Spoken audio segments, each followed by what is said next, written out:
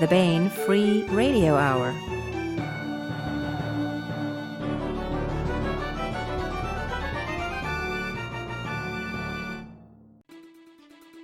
On the podcast, the Emperor is dead. Long live the Emperors. War for a planet and a way of life. And a droid and his boy in the 10th millennium. Plus mystery and mayhem in a small Dust Bowl-era town. And the cunning man who is here to get to the bottom of things. And we continue our ongoing audiobook serialization of David Weber's Uncompromising Honor. All right now.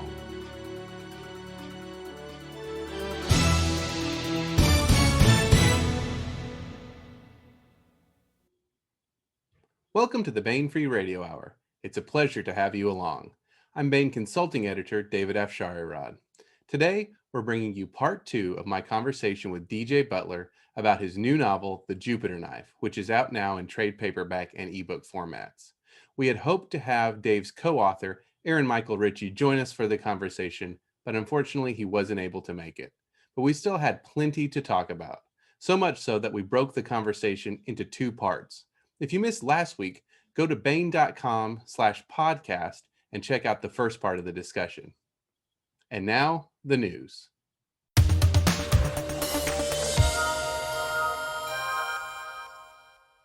This week on the podcast, we're featuring the February Ergs. Now, as I'm sure Tony has explained, Erg is the trade name for a series of bird calls produced by the Borglum Bird Call Company of Kankakee. The reason they're called Ergs is the first call produced was for the hoary puffleg, whose call sounds something like Erg. Now, I don't have a call on me at the moment, but I think I can do a halfway decent job with just my mouth and hands. Let me try. Okay.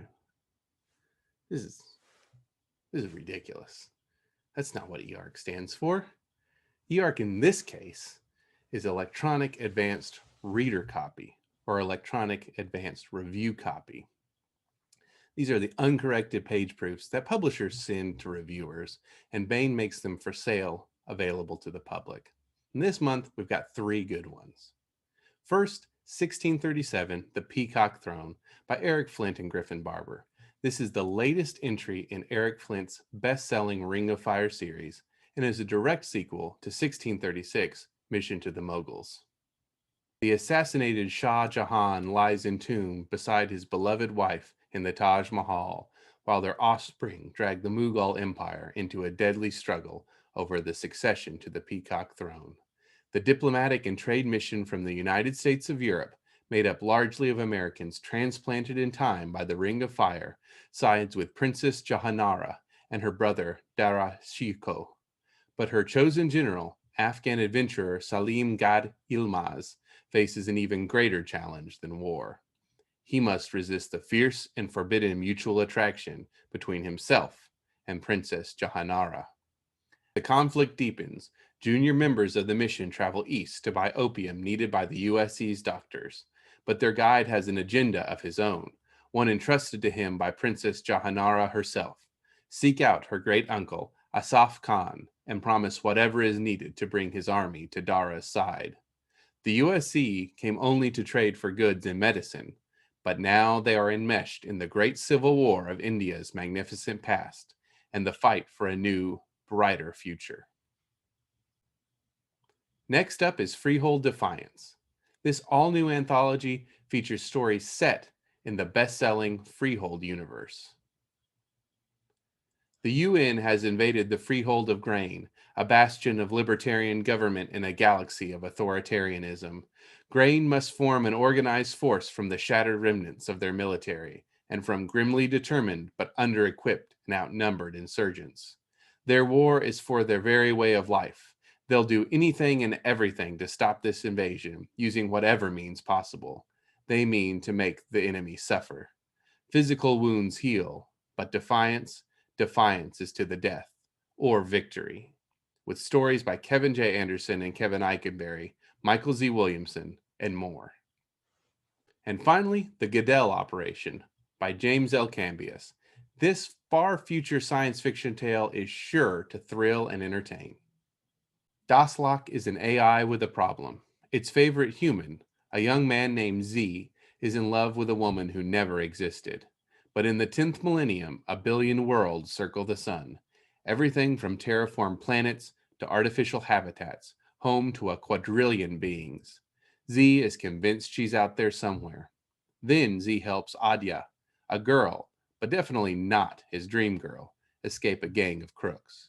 To get away, the pair must join the hunt for the Godel trigger, a legendary weapon left over from the ancient war between humans and machines. Now Daslak must aid in the search, keep Z's love life on the right track, and make sure that nobody discovers the real secret of the Godel trigger, for that would spell doom for men, machines, and the solar system itself.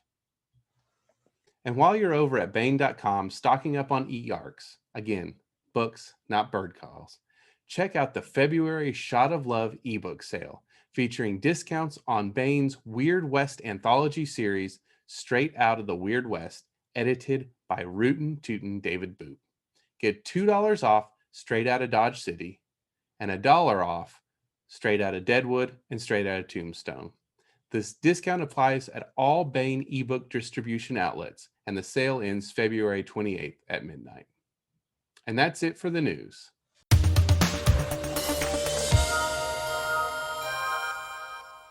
Now for part 2 of my conversation with DJ Butler about the Jupiter knife. So this takes place in a specific area, a very kind of not alien landscape, but very mysterious landscape, very that's supernatural in a way.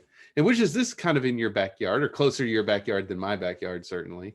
Yeah. And some weird stuff. This also has, I know Aaron Ritchey, Aaron Michael Ritchey was here. He's my David Lynch buddy, and there's some Lynchian touches in this, the dog.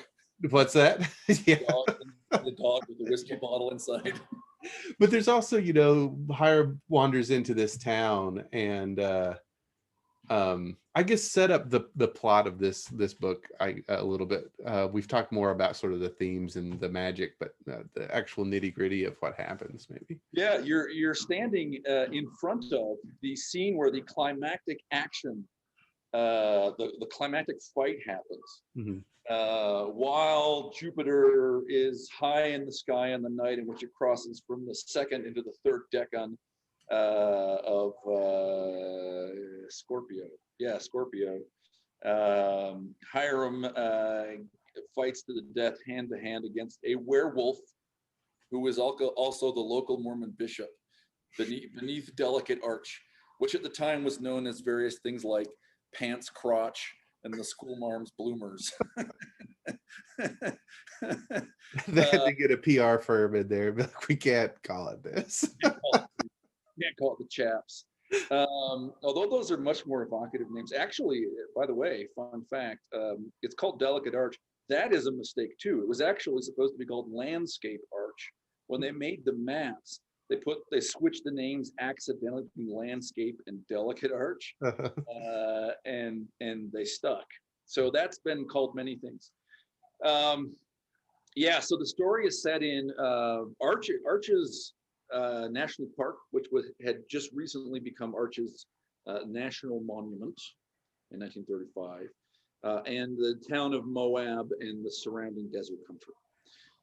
And it starts at the end of book 1. So we're giving spoilers here, but I think you can still read book 1 and be delighted and surprised by many things. At the end of book 1, Michael can't really deny that his father does magic. And can't really deny. He's seen some things like it's just not BS. And not just that my dad does this stuff. Like there's really scary stuff in the world, but my dad seems to work. Yeah, he's trying hard, but he kind of can't deny it. Yeah. He kind of wanders into doubt, but then he always kind of goes, yeah, but I saw what I saw. So he's basically become his father's apprentice. So it starts with them dousing for a well. So, and it's because Hiram's reputation, it's because of the good he did in book 1 at a town which is 100 miles away from Moab, has come down here. And so he gets invited to come dig a well for a hard scrabble farmer who has no water. and up Spanish Canyon in the La Salle Mountains outside of Moab. And while he's there, he hears about a ghost. And a ghost is fundamentally a traumatized soul. It's a soul that wants justice, or that for some reason can't let go. And Hiram's mission is to help the needy. And so ghosts are by definition the needy. And so they dig a well, and you know, Michael's like, whoa, I felt the stick move, right? So they're doing the dousing stuff. And then they go to look at this ghost, and they encounter the ghost, and he's just beneath in the canyon, the wash right below you. If you look down to your left, you'll see where it happens. And some little cottonwoods down there. And the ghost is a young boy, and he has bite marks all over his body, but they sort of appear to be human bite marks. And then before they can get any further in their investigation, the rancher on whose lands they're camping, who is a wealthy, very successful, generous guy who appears to be beloved by everybody, is killed, is murdered. Hiram basically walks in on the murderer, or walks in and sees the body, and there's someone there, knocks Hiram over and tussles and runs off in the night. So Hiram stays with these kind of several threads. Hiram and his son stay with these several threads to follow. I can't really leave town. There's this murder investigation. I'm a little bit part of it. And the investigation seems to be incompetent and going nowhere. And I'm also trying to help the ghost of this little boy that appears to have died a tragic death of some kind out on the monument.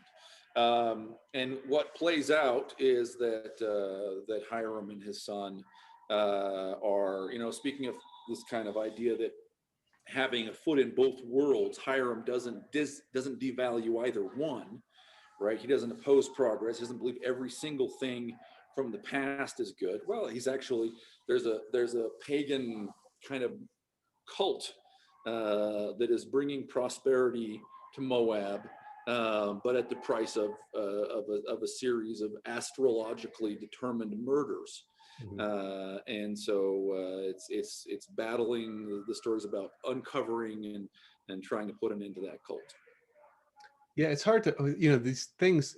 Occult Detective, I think that's probably not for when we market this. We'll call it urban fantasy, or you know, but Occult Detective I think is a better, more specific term maybe, because these are mystery novels in a lot of ways, and so they're hard to talk about without spoiling it. But the cult is interesting, and I wonder. I knocked my computer.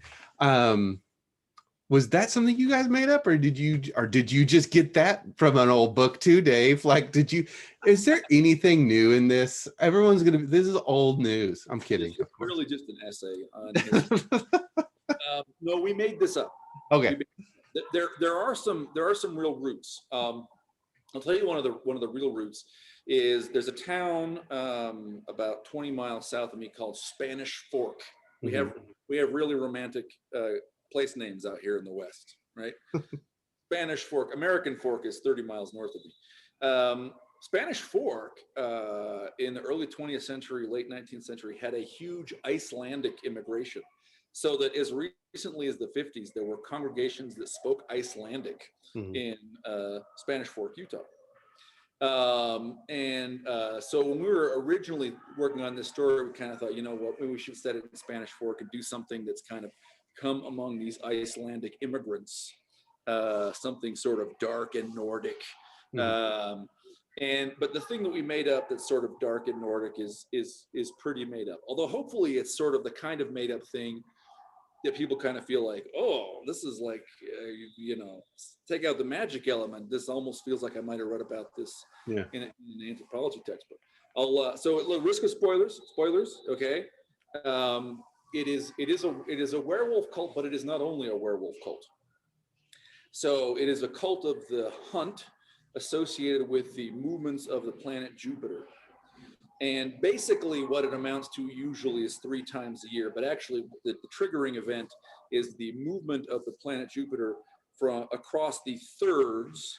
So from Egyptian times, the constellations of the zodiac have been divided into 10-degree segments called decans or decades.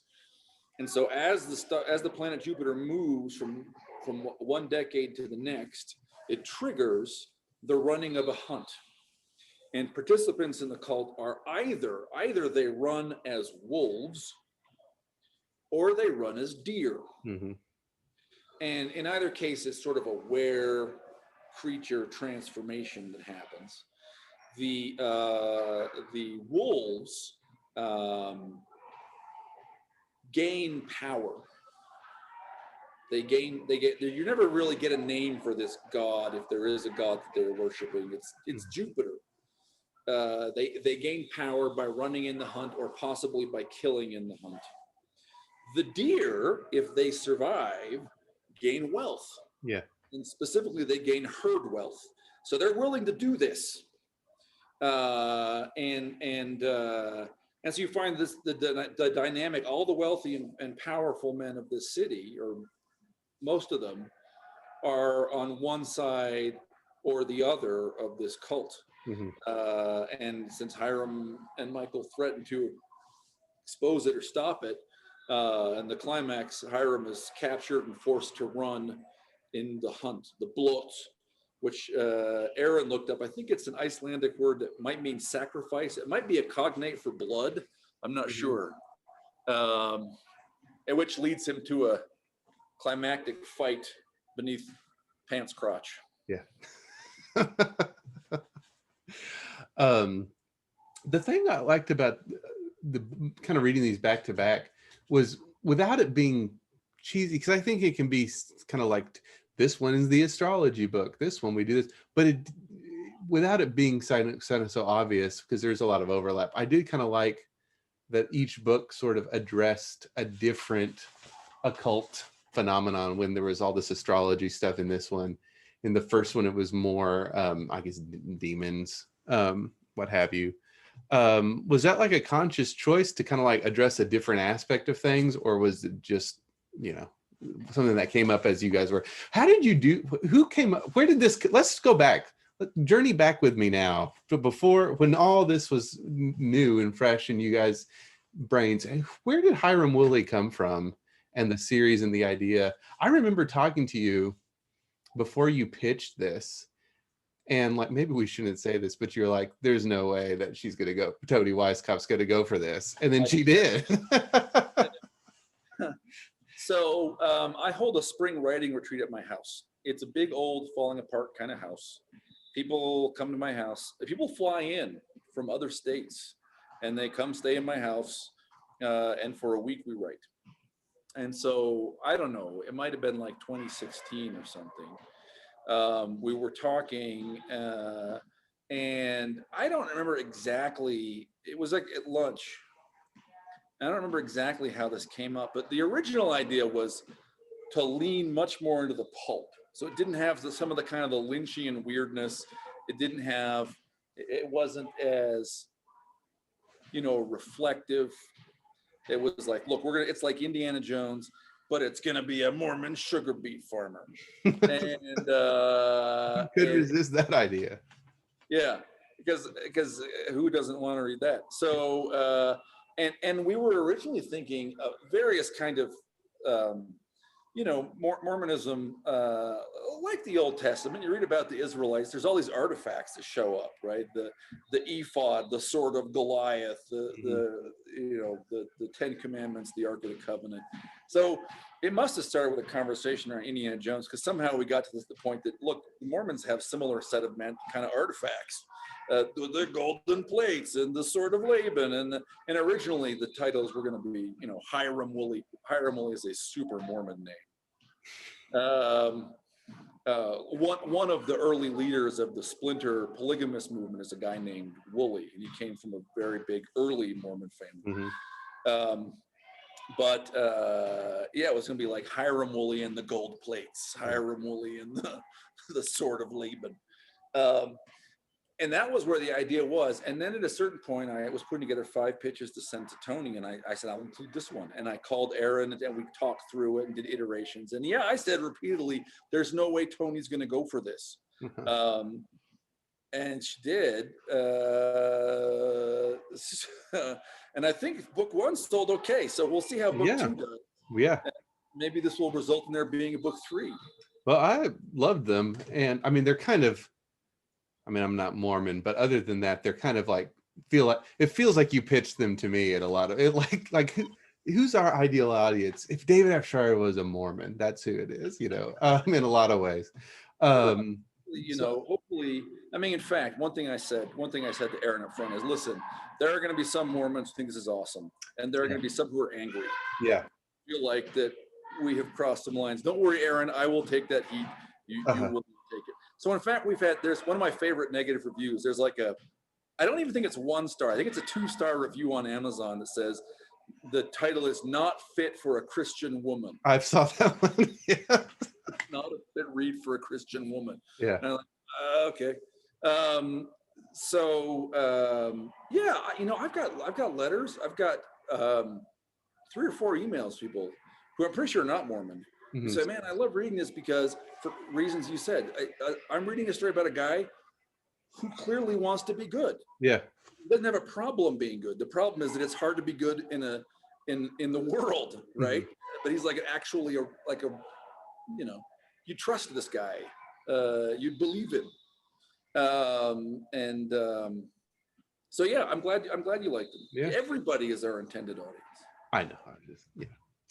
Everyone go buy it. Let's talk about. You mentioned that you like this fact, and I guess so. It makes me think that it was then maybe intentional that there are no real romantic subplots in these books. There is a strong female character in book 2, both books, but especially in book 2 of Diana Artemis. So talk about her a little bit. So this is one of the reasons why we're probably not urban fantasy, because urban fantasy really likes to have a romantic subplot, mm-hmm. too, and we really don't. Hiram Wooley is so awkward. There's this line in book 1 where there's this labor organizer and she's in jail, and it's not Hiram's fault, but he sort of feels like he's complicit in getting her jailed, and so he's calling the union lawyer, trying to get a guy named James Nichols, 5 Cent Jimmy, trying to get his out, and it's sort of awkward, and the conversation, and Michael overhears it and says, Dad, it's normal to feel awkward around the woman, but to feel awkward around that woman's lawyer, only you could do that. But so Hiram's craft depends not on his skill or his power. It depends on his being right with God. Mm-hmm. Certainly he believes that. What's the phrase he uses? I can't remember now. Anyways, yes. So, I know what you're talking about. Yeah, there's a phrase. There's no way I'm going to find it. I'm not going to look. A chaste mind, something. Yeah. Yeah. And I can't remember the phrase. Sober? Is it like chaste and sober? Yeah, I think it's a chaste and sober. Like I think that's it. A chaste. If we had been able to call that up quickly, that would have been a little, yeah. So one of the things that happens in book 2, as Michael is starting to learn the craft, and by the way, in some respects to exceed his father, because mm-hmm. Michael is sheer IQ points. Michael is smarter, mm-hmm. And so when they sort of realize there's an astrological thing going on, it's Michael who takes these astrology books and starts digging through and explaining to his dad, oh, there's this and there's this and here's what's going on, and it is beyond Hiram. What happens in book 2 is that Hiram falls in lust. Mm-hmm.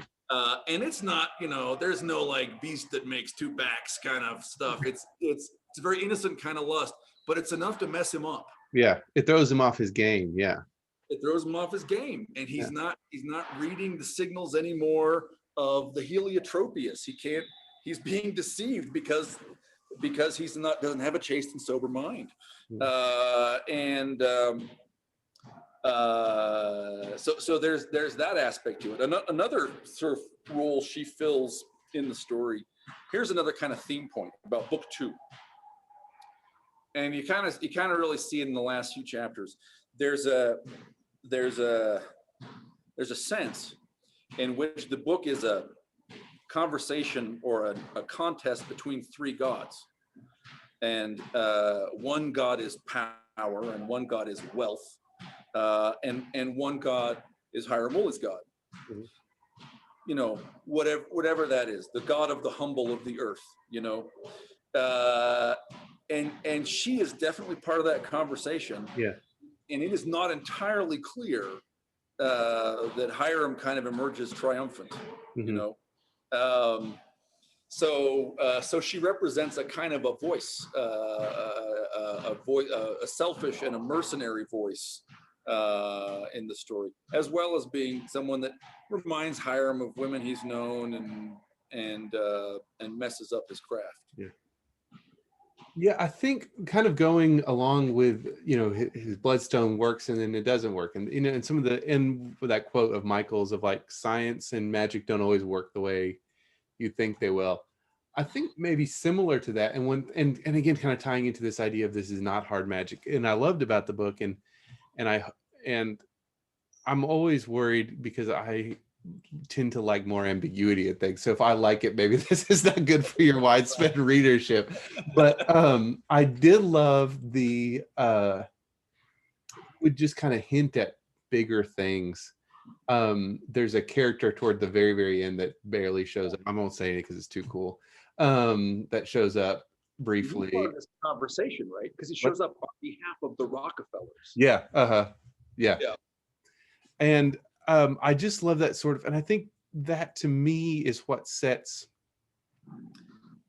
this apart, and fantasy that I like apart, fantasy, whether it mean, you know, whatever, is the sense of mystery, that there's more out there, that Hiram doesn't know everything, and that there's no way for him to know everything, I guess. Like there's, you know, because it seems odd to me, and we'll probably just segue back into the hard magic thing, but like the point of all the stuff is the mystery. Yeah. Is not, once you map out everything to the nth degree, then that's not fantasy anymore, right? Yeah. To me, yeah. Yeah, and really at the heart, the bottom, we are the mystery. Mm-hmm. And that is the great point. And magic is a whole bunch of images and ideas that lead us into the mystery. And it's not an accident that Carl Jung was so interested in sort of the images of alchemy, trying to think about how human beings work. Yeah. Let's see, what else can we talk about? Let me see my notes here. We may have hit it all.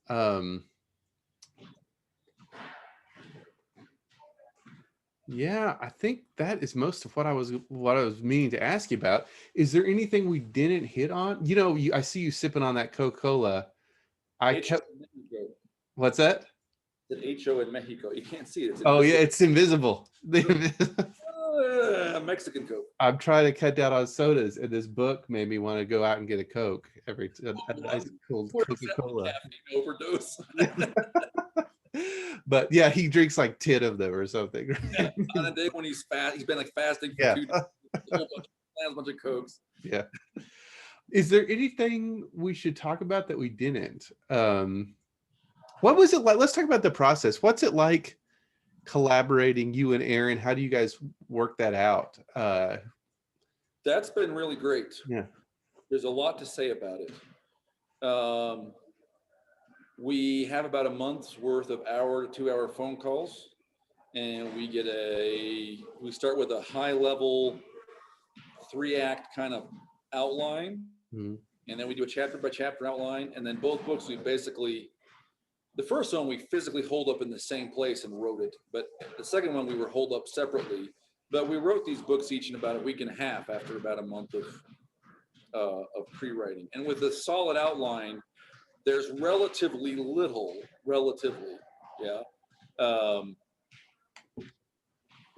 few times that we both write the same scene and have to go through and delete one. You know, there's a certain amount of adjustment to be made, but not really much more than if you singular, you solo wrote out in 9 days a book. Mm-hmm. You'd have to go back and there'd be a lot of editing. You trading chapters off? Is that like? Yeah, in the first book, it was literally just like, if I got to the chapter, I said, Eric, the next chapter I'd start. Yeah. And then we just like shuffled the chapters together. Yeah. It sort of accidentally worked out in book one that where it was Michael's point of view, Aaron was writing. Mm. So that was not on purpose, but sort of by halfway through book one, we saw that's how it happened. So Aaron wrote the rest of the Michael chapters. Mm-hmm. So if it feels like, so in a way, the Michael voice is very Aaron. Yeah, I was going to ask about that because confession, I may have pictured you as Hiram Wooley the entire time I was reading this. But so I was like, does that make Aaron Michael? I think it does, although he's not a 17-year-old Navajo kid, so image-wise, it doesn't really work as well, but appearance-wise, I should say. Oh, looks like you cut out, Dave. Hang on. Oh no, David, you're back. Okay, all right, we're back. Sorry. No, not at all. It happens.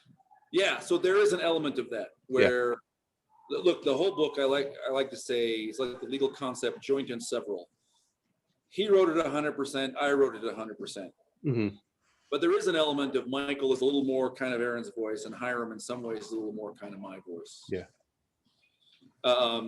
In book two, having done that for book one, we sort of more deliberately said, let's Aaron, why don't you write the Michael chapters, and we planned that out in advance. Yeah. So it worked really well. Aaron's very good. He's a professional. One of the things that really helped this is at the very beginning we said, hey, this is going to Bain.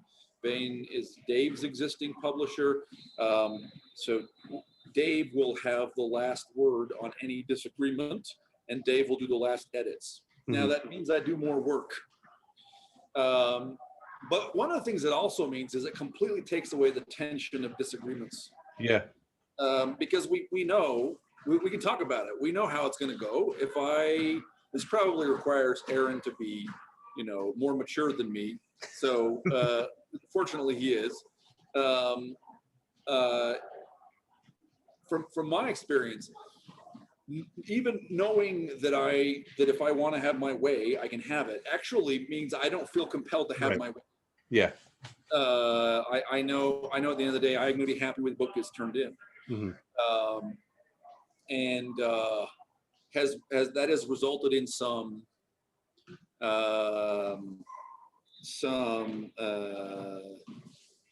felicities. So let me give you an example. Sure. Okay. Aaron in his draft of book one had Hiram constantly talking about the Lord Divine. And we put the book together, and I said, okay, this Lord Divine thing, what is this? He said, I don't know. I'm just trying to write how a Mormon sounds. Which, of course, this is whatever. Okay, right. So, but I knew that if I wanted, I could just delete it. Mm-hmm. So I didn't. Mm-hmm. I left it there and thought about it. Yeah. And here's the thing about that phrase, which is completely pulled out of Aaron's backside. It has no connection with actual Mormon tradition or speech. Divine is a very old Indo-European root. Mm-hmm. Okay, things that are divine, what it means is to shine. The gods are the shining ones. Okay, Dios Pitar, Jupiter, is the shining father. Mm-hmm. And so who is the shining Lord? And suddenly we're talking about things like the Mount of Transfiguration and kind of ascent texts. And I thought, you know what, I like this. Yeah. Like, it's not normal anybody talk, mm-hmm. but it could be how Aunt Hetty talks to Hiram, right? Because she sees herself as having a kind of an esoteric connection to God, and that's what the Lord Divine signals. So when Hiram is thinking about God in particular with respect to his craft, mm-hmm. we kept that phrase because it's Lord Divine, the God of magicians, mm-hmm. the secret God of esoteric tradition followers, of those who ascend the mount. So, which would never, if we'd had to argue about it, I probably would have got my way, because I would have said, this is a BS phrase and you made it up, and he would have said, okay, fine. But I actually prefer the way it came out. Yeah, that's great. And I should say, you know, I was looking for the seams and you can't find it. I mean, I said that joke about kind of picturing you as Hiram, and then I have to picture Aaron as Michael, and just knowing you guys. But as far as the writing goes, it felt seamless to me in that, you know, if you had told me, you know, we switched every other word or something, I would have believed. You know, it felt of a voice. And not to say the characters sounded alike, but you get what I'm getting at. It didn't feel, for a book written, it felt like you said you each wrote 100%. It felt like you each wrote 100%. So it was a good experience. I really enjoy writing with Aaron, and I think a lot of that is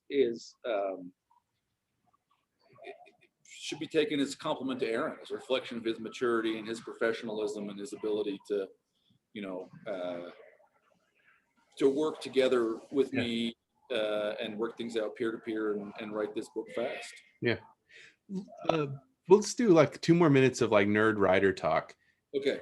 You guys wrote this out really fast then, it sounds like. Even with the planning, this is pretty quick. Do you find, and I know Aaron's written like 16,000 books in the last 2 hours. When he was supposed to be on here, he was writing 16 books. Right. But mostly Hiram scenes anyway. So we just boom, boom. The barbarian's pectoral muscles flex in alternation. Upon the divan.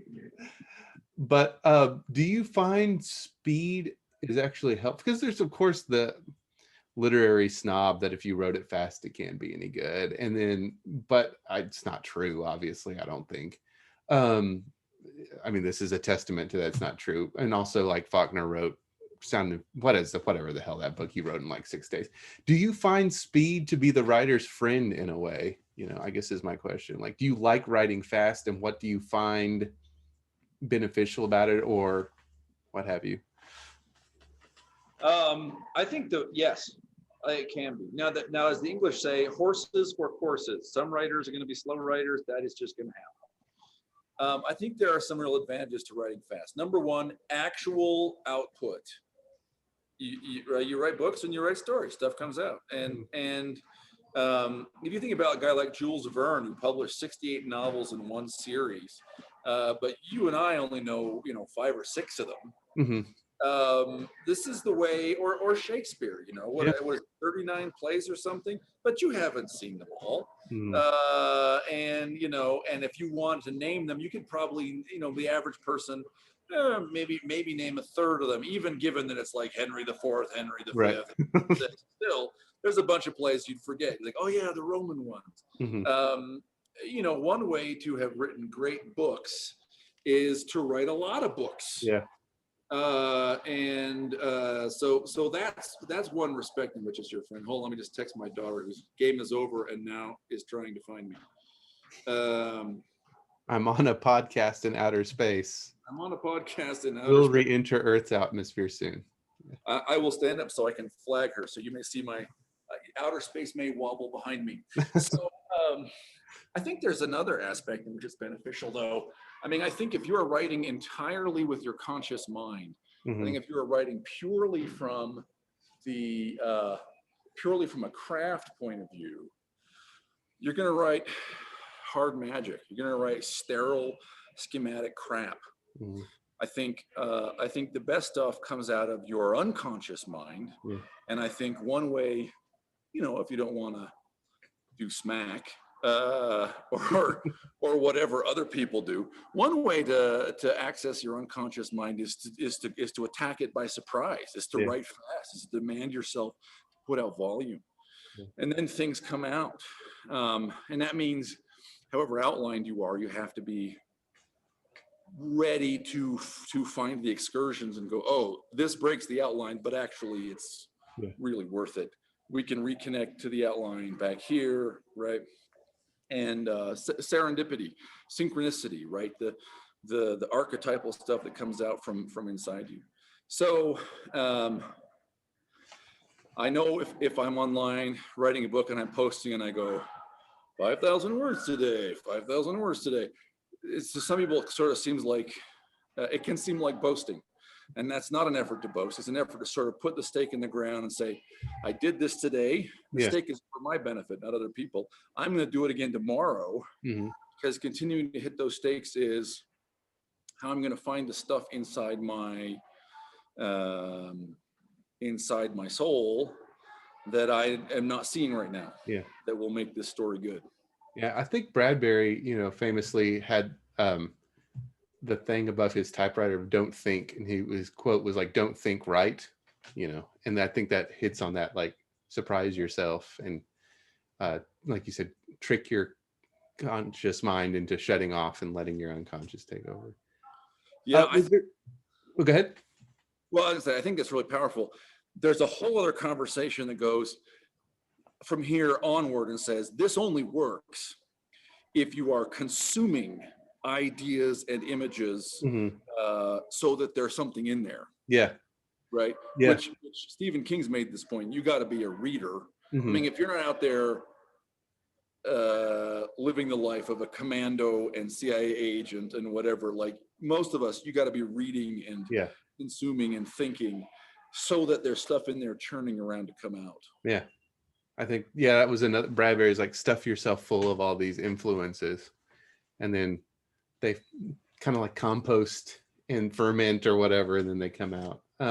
Was there anything else about the book that you wanted to talk about, or did we hit on everything? Well, not everything, but all the main points, I guess. There's a free short story on Bane's website right now. Actually, do the stories go up and stay? They're like permanent, aren't they? They are. There might be two up there, both written by Aaron. One calling Weeping Willikers, and I think the second one's called The White Lady of Latuda. Latuda is Lady in White. Yeah. Oh yeah, Lady in White. Yeah. So you might want to, if you were like, maybe that's a way to get a free sample, totally written by Aaron, not edited by me at all. You get a sense of Aaron's vision of Hiram Wooley. And there are numerous anthologies in which the characters appear. So if you wanted to get the Chronicles of David, for example. There's a Hiram Wooley short story in there. There's a straight out of Tombstone? Straight out of Tombstone, I think. Is it Tombstone or is it Deadwood? Whatever the second one is. I think it's Deadwood. I think it's Deadwood. Yeah. And then was the third one Kansas City or something? Or Dodge City, yeah. So Straight Out of Deadwood has another Hiram Wooley story. Those are both Bane anthologies that are available, as well as the two novels. Well, what's next for you as far as writing? I know we've got a Serpent Daughter. People may or may not know this. I do a lot of the cover copy and things for Bane, so I'm often like living in the future. I just did fall of this year, so I don't remember when things come out a lot of times. Is Serpent Daughter out? This is Serpent Daughter's out as of November of last year. Okay. I don't know when. Book 5, to my knowledge, has not been scheduled. I don't think they didn't tell me about book 4. It was the cover artist reaching out and saying, when can you give me the manuscript, that told me I should write it. Yeah. So Serpent Mother, I think no earlier than spring of next year, probably. Yeah, it would have to be spring of 22. Yeah. Yeah. So there are 2 books in that series to come. And that's Witchy War, which is in the sort of the first 3 are a mini arc, and then now these second 3, is that right? Yeah, and under an overall arc, it's sort of 2 trilogies. Yeah. I just turned in a novel to Tony. I don't have a contract. We'll see if she wants to give me one. It's a science fiction story called Abbott in Darkness. It is about, it's sort of an East India Company setup about 150 years in the future. It's about a guy out of school with a wife and 2 kids who's in debt for school and is in debt for getting himself to this remote planet on the other side of a wormhole. It's entirely controlled by a corporation.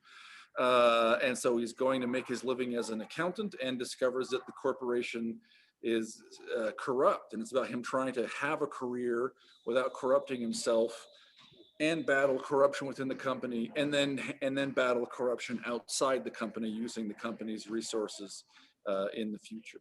But in book one, he basically is sent as an unwitting pawn into a kind of gun running scheme where guns are being sold, and these are spoilers, to some of the natives of this planet 40 light years from Earth by traders to enrich themselves, and he has to survive, and et cetera, et cetera.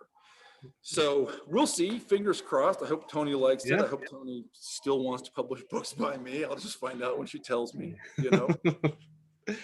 Well, we'll certainly look forward to the Witchy War continuing at the very least. And you've also got a book out for people who like the mystery aspects of the Hiram Wooley stories, The Wilding Probate, right? That's The Wilding Probate is a contemporary thriller. It's kind of Nancy Drew meets Longmire. It's set in a Pacific Northwest, kind of Oregon, Idaho, Washington, somewhere. It never tells you what state it's in. That's deliberate. It's a fictitious kind of Yoknapatawpha of the Northwest called Howard County.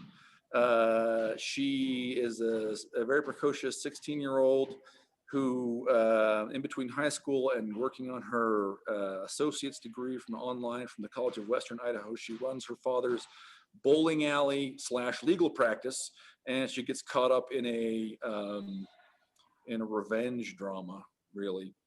Palace is also a mystery. I was going to mention that one. Is really, it's kind of like Double Indemnity if it were set in Mos Eisley and everybody was wearing kilts and using broadswords.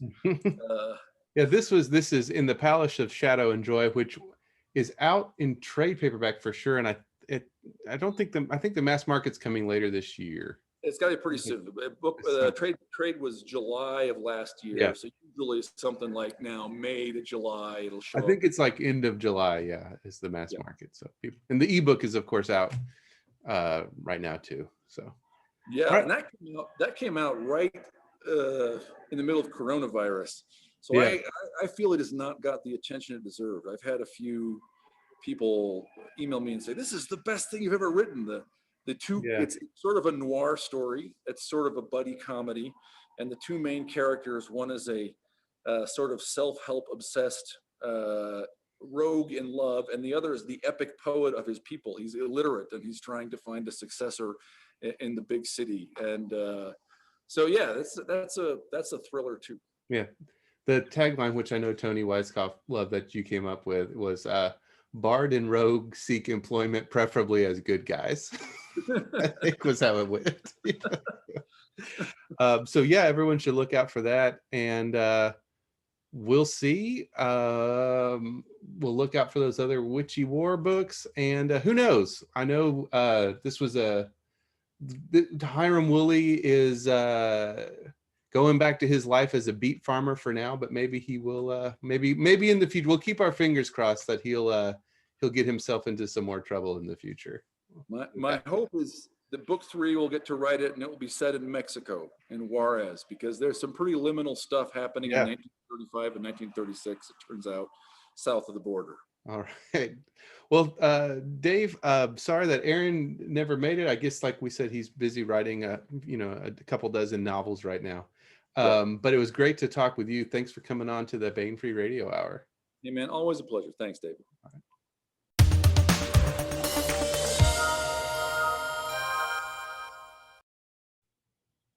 And now we continue our ongoing audiobook serialization of David Weber's Uncompromising Honor. Honor keeps her promise. The Solarian League. For hundreds of years, they have borne the banner of human civilization. But the bureaucratic mandarins who rule today's league are corrupt and looking for scapegoats. They've decided the upstart star kingdom of Manticore must be annihilated. Uncompromising courage. Honor Harrington has worn the Star Kingdom's uniform for half a century. Very few know war the way Honor Harrington does. So far, Uncompromising has been a voice of caution. Now, Honor Harrington is the mandarins have committed atrocities and such as the galaxy has not known in 1,000 years. They have finally killed too many of the people Honor Harrington loves. System Defense HQ. City of Columbia, Beowulf. Beowulf System. Someone inhaled sharply behind Corey McAvoy. He could never decide later why that single sharp inhalation sent such a sudden instinctive stab of dread through him. It wasn't all that loud, and there'd been no reason to expect additional bad news given the Solly's decisive defeat. The lives they'd lost had been painful, a higher price than he'd ever have wanted to pay, and yet the Admiral's part of his brain, the cold part the human being in him so often disliked, had told him it was a ludicrously low price compared to the one which might have been demanded. So no, there'd been no reason at all for that icy flash that told him not to turn around, not to ask who the sound had come from. But he was an admiral, and so he turned away from his conversation with Cadell Markham anyway, and found Cheryl Dunstan Myers staring at him, her green eyes huge with shocked horror. "What?" he asked. "Beowulf Gamma, sir." Unlike his, her voice was hoarse, stunned. "What about it?" "It's gone, sir. It's just..." She shook her head. "It's just gone." Her voice quivered, almost breaking on the final word, and he looked at her in confusion. What could she possibly... Then his eyes strayed to the master plot, and the mental question chopped off, brutal guillotine suddenness. "How?" he snapped instead. "I don't know, sir." Dunstan Myers was one of the most professional officers Corey McAvoy had ever met, but those green eyes suddenly welled with tears. "I don't know." She shook her head again. "We got all the missiles. I know there weren't any left, but... She broke off, her face pale, and McAvoy looked past her shoulder at the display where almost 10 million of the civilians he was supposed to protect had just died. That was another entry in David Weber's Honor Harrington masterpiece, Uncompromising Honor. And that's it for the podcast. Thanks as always to Audible.com and podcast theme composer Ruth Jedkowitz. Praise, thanks, and gratitude to DJ Butler for sitting down and talking to me about the Jupiter knife. And again, Aaron, we're sorry we missed you. Thanks as always to Tony Daniel for letting me sit in this week. You know, I don't know what it is with this guy in jewelry lately. I don't know if you remember, but a while back he bought some sort of gold gauntlet thing with stones in it. I guess he bought a ring too, but it didn't fit or something. He wanted me to do the podcast so he could return it, which fine, sure. But the whole thing gave me weird vibes. He kept calling the ring his precious. And what kind of a jewelry store is called Mount Doom?